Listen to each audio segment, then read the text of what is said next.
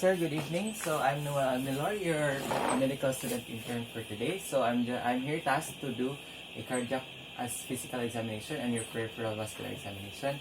So, sir, may I know your name and birthday, sir? Ilmer Almilor, February 20, 1963. Okay, thank you for that, sir. So, sir, basically I'm just gonna inspect, palpate, and auscultate your chest and your peripheral pulses. So, is it okay for you? Okay, so it's okay for you, sir. So may I ask you to sign this consent for me? You are willing to do as per my instructions. So here is the consent I have gained from the patient. So first is you need to do a hand hygiene. Okay, so sir, do you have any problems? Pain? Do you experience pain now? Okay. Any other concerns? Okay, so good. So now, may I ask you to lie down, sir, so that I could check your neck? Okay. So, in assessing, let's first is assess for the jugular venous pressure. So, we may use tangential lighting to clearly see contours and the depths of the neck, and to clearly see our pulsation. So our internal jugular venous pressure is, it's deep in the sternocleidomastoid muscles, so it is quite difficult to palpate. So maybe you'll be palpating the carotid instead of the venous pressure. To differentiate both, so with the height of pulsations, the internal jugular venous pressure is quietly affected while your carotid pulse is not. And also when the patient inspires or inhale, the internal jugular pressure is quite affected, and while the carotid artery is not. And also when you alight palpation, the internal jugular vein is also affected while the carotid is not. Okay, so in assessing for the jugular venous pressure, so we will use the right jugular vein because it is more in line with our atrium and our superior vena cava, right atrium to be specific. Okay, sir, so may I ask you to turn your head there? Okay.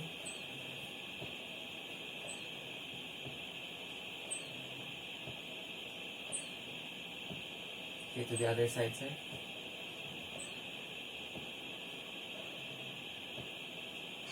Okay, you may look forward still. Okay. So next is to, as I have said earlier, identify the jugular venous pressure. So we will use the right jugular venous pressure. So we may use now in measuring a horizontal object and a ruler using the centimeters. Okay, starting from your angle of Louis. Okay, so measure the height of the pulsation, and you need to position the patient with the head of bed raised for about 30 degrees. So since we don't have a physical examination bed, so we're gonna use a pillow, okay, to raise the chest and the head of the patient. That's it. Lie down and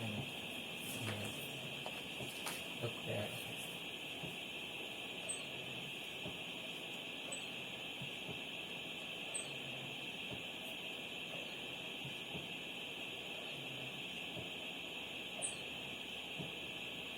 It's 2 centimeters, so you're just gonna add sum up. So you add it with 5 centimeters, since the 5 centimeters is the approximated height from your sternal angle of Louis towards the center of the right atrium. So you're just gonna add it up. So that is your jugular venous pressure. So 2 plus 5 is your 7. So it is normal. So if it's more than 4 centimeters, the height of your from the sternal angle, so it is quite abnormal. So that is due to increased ventricular and diastolic pressure, or there is also low, how do you call this, the jugular and diastolic pressure and hypertrophy. So next is to do a cardiac inspection. So let the patient remove the shirt. So may I ask you to remove your shirt, sir? Okay, so same with our jugular venous pressure. So in inspecting, you use tangential lighting to have the contours to know the location of your apical impulse. So that is your PMI, your point of maximal impulse. So usually it is located the mid-clavicular line at the left, just lateral to the mid-clavicular line, and also 7 to 9 centimeters away from your mid-sternal line. Okay, that is usually the location of your apex. Okay, so next is to palpate for thrills and heaves. Heaves and thrills. So that is due to the forceful flow or forceful contraction, okay, of your cardiac myocytes. Then it creates a, so using your palm, you place it obliquely to the chest so that you could feel if there is heaves and thrills. Okay, sir, I'm gonna put my hands. Okay, sir. Okay. Okay. So next is to palpate for thrills. So using the ball of the hand firmly on the chest, so to check for vibratory sensations. So this is for a buzzing and vibratory sensation caused by the underlying turbulent flow. Okay. So if this is present, you could also this is a manifestation of your murmur, so you could also auscultate for murmurs and to check for the specific location for it. So next is to palpate and identify the point of maximal impulse. So using the fingers first, then the palm with the palm, then going to be specific. So you're gonna, until you can identify it with only a point of a finger. Okay.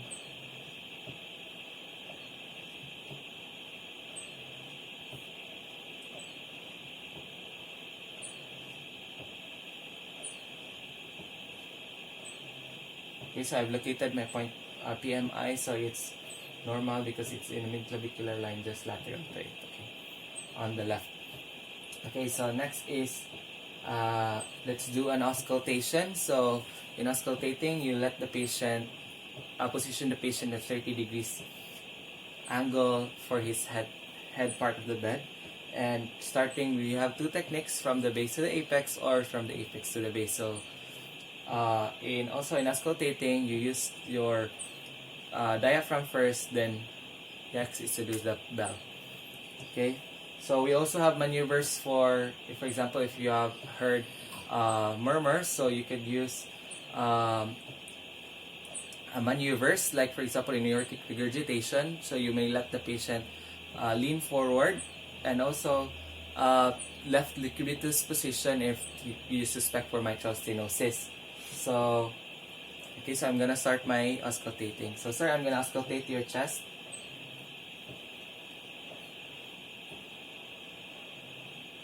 So you will gonna use your 6 points of auscultation. First is your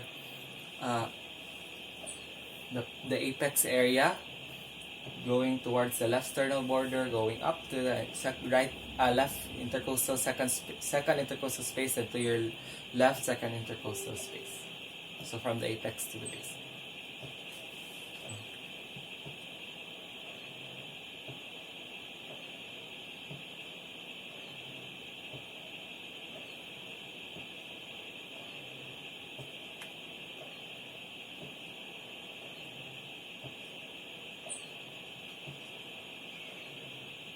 Inhale, exhale, sir.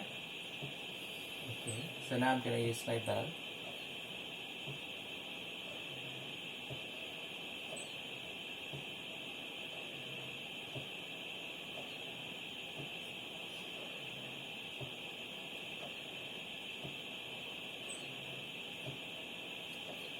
So I haven't heard any murmurs, so it's quite normal.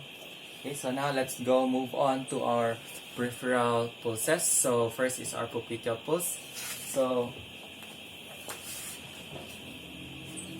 sir, I'm just gonna lift your head, okay? So ako lang carry. Okay? So flex the knee of the patient. You palpate using your fingers deeply because it is hard to palpate, because it is very deep in an anatomical position. Okay, so I have palpated. It's too positive, so it's normal. And if if you cannot palpate for this, if the patient is contraindicated to this position, so you can position the patient in a prone position, then you flex the knees in a 90 degrees angle, then you palpate for the palpetal pulse. So next is, let's go to the dorsalis pedis. So this is your pulse for the dorsalis pedis is located at the extensor tendon of the great toe. So it is usually at the lateral side, okay, of the foot. Okay, so I'm just gonna palpate here. So if you cannot feel the pulse, explore the lateral side of the foot.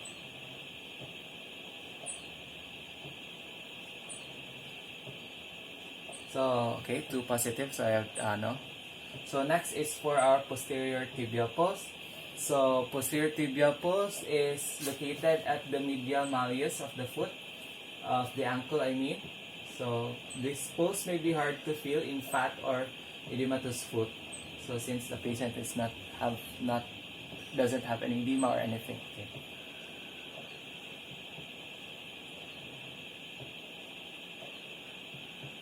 Okay, so it's 2 positive. Okay. So next is, let's move on to the brachial pulse. So the brachial pulse is at the antecubital fossa, usually medial to the biceps tendon. So here.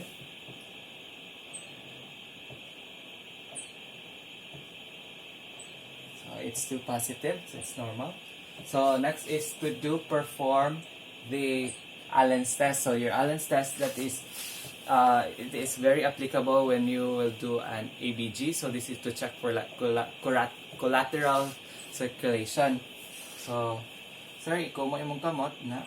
So I'm gonna impede this. Okay, just tell me if it's uncomfortable.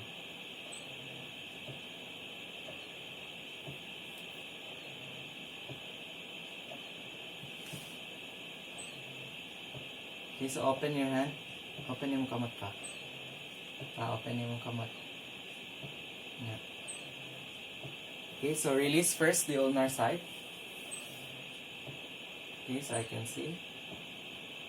Then, while impeding, now next is for the release the radial pulse to know if the radial artery is patent. So, release the radial pulse while impeding the flow of your ulnar pulse.